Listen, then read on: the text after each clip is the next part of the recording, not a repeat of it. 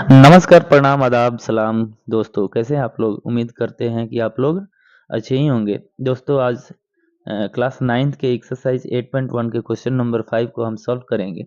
Question दिया है कि एक समांतर चतुर्भुज ए बी सी डी के विकर्ण बी डी पर दो बिंदु P और Q इस प्रकार स्थित है कि DP बराबर BQ है। जैसे कि आकृति 8.1 पॉइंट में दिया है। तो दर्शाना है कि एंगल त्रिभुज APD सर्वांग सम त्रिभुज CQB। पहला नंबर में क्या दर्शाना है कि त्रिभुज APD और त्रिभुज CQB, और दूसरा नंबर में करना है कि AP बराबर CQ करना है। तो हम क्या करेंगे, सबसे पहले हम 1 नंबर और 2 नंबर को सॉल्व करेंगे, उसके बाद 3 और 4 और फिर 5 को करेंगे। तो पहला नंबर हम देखेंगे क्या करना है कि त्रिभुज APD सर्वांग सम त्रिभुज CQB में। तो 1 नंबर में हम क्या लिखेंगे, त्रिभुज 1 नंबर में लिखेंगे दोस्तों त्रिभुज APD और त्रिभुज APD और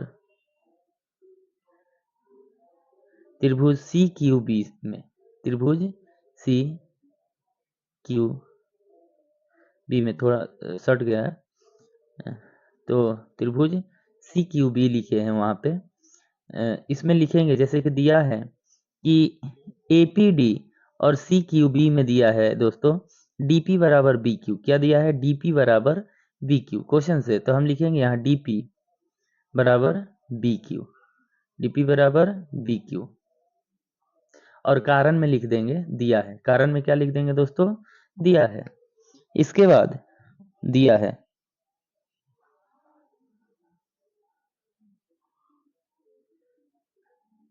दूसरा नंबर देखेंगे। जैसे कि हम लोगों को पता है कि ABCD एक समांतर चतुर्भुज है। क्या है, समांतर चतुर्भुज है।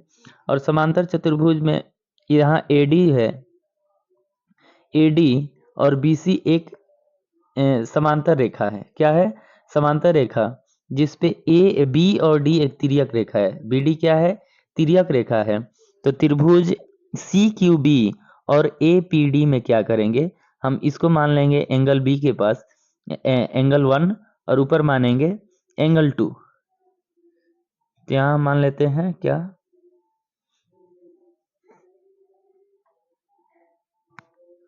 एंगल 1 और ऊपर मान लेते हैं एंगल 2, एंगल 2, और लिखेंगे हम कि एंगल 1 बराबर एंगल 2, एंगल 1 बराबर एंगल 2। कारण में लिख देंगे एकांतर कोण, एकांतर कोण से, एकांतर कोण से, एकांतर कोण से,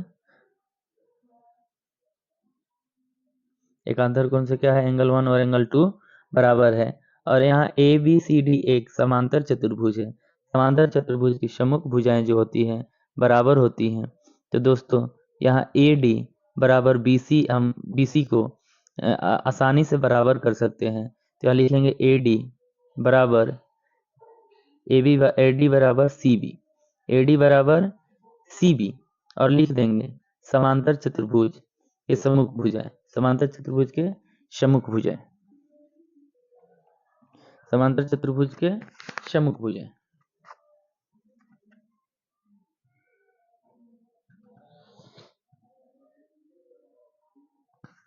समांतर चतुर्भुज के सम्मुख भुजाएं।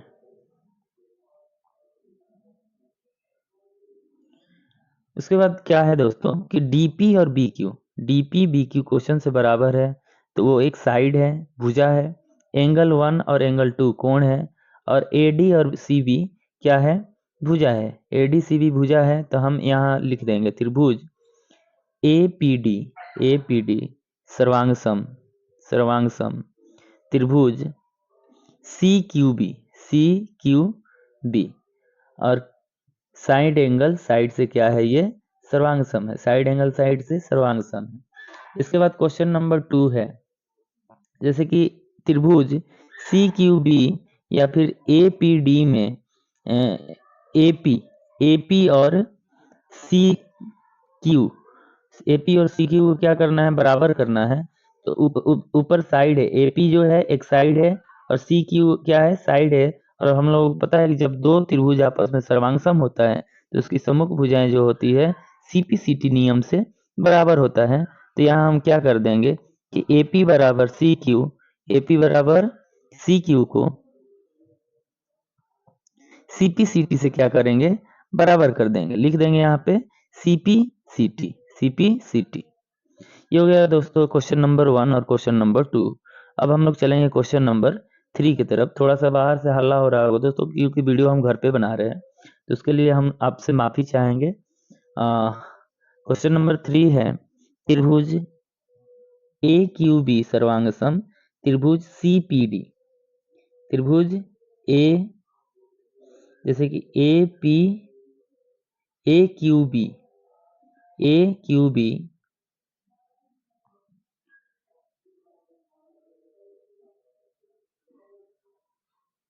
ए क्यू बी सर्वांगसम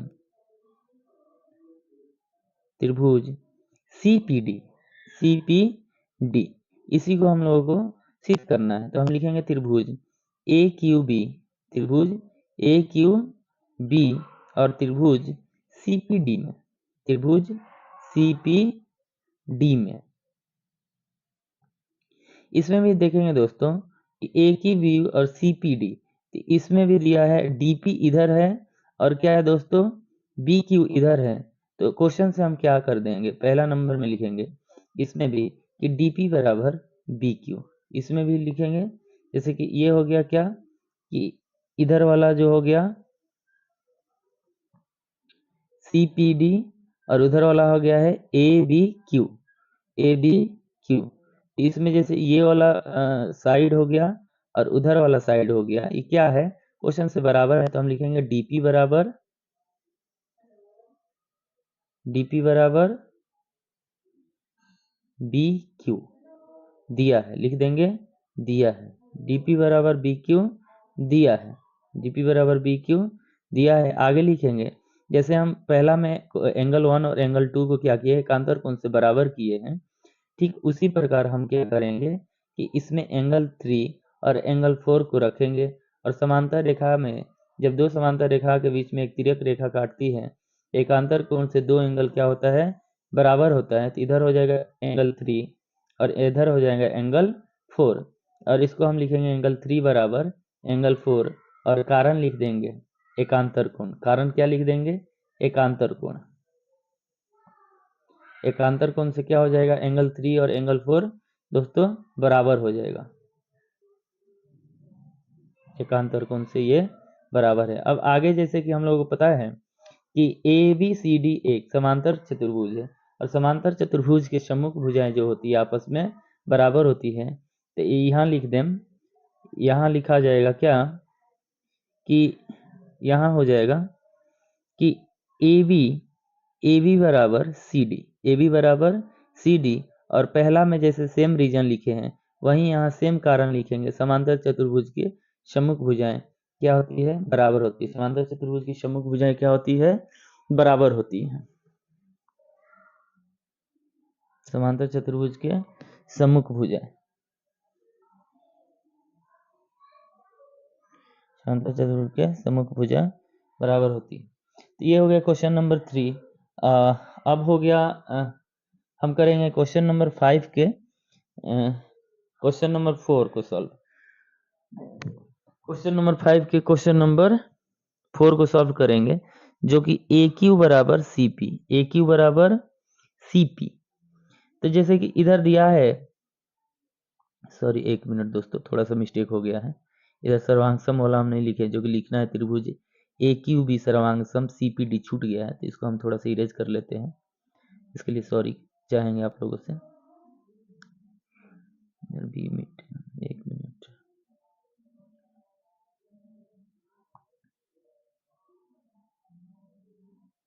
ए बी बराबर सी डी। यहाँ क्या हो जाएगा, त्रिभुज त्रिभुज ए क्यू बी सर्वांग त्रिभुज सीपीडी छूट गया था, इसको हम चलो लिख देते हैं त्रिभुज ए क्यू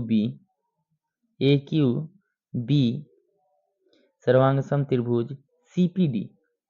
त्रिभुज सीपीडी क्वेश्चन नंबर 4 क्या है दोस्तों, ए क्यू बराबर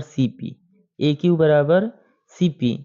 जैसे कि हम लोगों को पता है कि जब दो त्रिभुज आपस में सर्वांग सम होता है तो उसका सम्मुख भुजा हो या सम्मुख कोण हो, सीपीसीटी नियम से क्या होता है, बराबर हो जाता है। सीपीसीटी नियम से क्या हो जाता है, बराबर हो जाता है। तो यहाँ हम लिखेंगे कि ए क्यू बराबर सी पी, सीपीसीटी नियम से क्या है, बराबर है।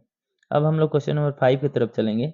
5 क्या कह रहा है कि ए पी सी क्यू एक समांतर चतुर्भुज है। ए पी सी क्यू क्या है, एक समांतर चतुर्भुज है। तो दोस्तों हम लोगों को पता है कि समांतर चतुर्भुज के सम्मुख भुजाएं क्या होती है, बराबर होती है। समांतर चतुर्भुज के सम्मुख भुजाएं क्या होती है, बराबर होती है। तो ए पी सी क्यू में क्या है, जैसे ए पी बराबर C Q C P C T से हम बराबर कर दिए हैं, और ए क्यू बराबर सी पी को क्या किए हैं, जैसे ए पी बराबर सी क्यू को सी पी सी टी से बराबर किए हैं 2 में, और 4 में ए क्यू बराबर सी पी को सी पी सी टी से बराबर किए हैं। तो यहाँ हम लिखेंगे दोस्तों ए पी बराबर सी क्यू, ए पी बराबर सी क्यू, ये क्या हो गया, सम्मुख भुजा जो है आपस में बराबर है। और इधर लिखेंगे कि ए क्यू बराबर सी पी, ए क्यू बराबर सी पी, ए क्यू बराबर सी पी। यहाँ लिखेंगे दोस्तों, यहाँ लिखेंगे, लिख देंगे कि समांतर सम्मुख भुजाएं क्या होती है, समांतर चतुर्भुज के सम्मुख भुजाएं बराबर होती है। सम्मुख भुजाएं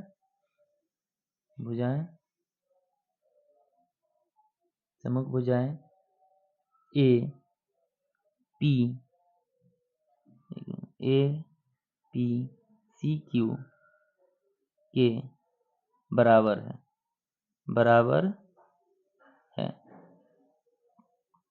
तो साइड से जगह कम पड़ गया तो साइड से लिखना पड़ेगा। सम्मुख भुजाएं ए पी सी क्यू के बराबर है,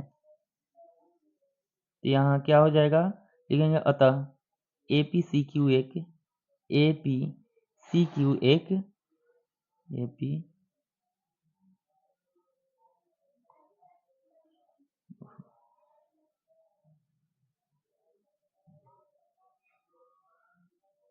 ए पी सी क्यू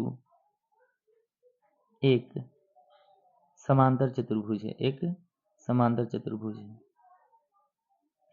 दोस्तों पहली बार लैपटॉप और पेन टैब से यूज कर रहे हैं तो दिक्कत तो हो ही रहा है, लेकिन खैर धीरे धीरे आदत हो जाएगा और एक दिन आगे चल के शायद कुछ ना कुछ सुधार आए। यदि क्वेश्चन समझ में आया होगा तो आप लोग कमेंट करें। अगले वीडियो में हम अपना हैंडराइटिंग में भी सुधार करेंगे और अच्छे से समझाने की भी कोशिश करेंगे। धन्यवाद।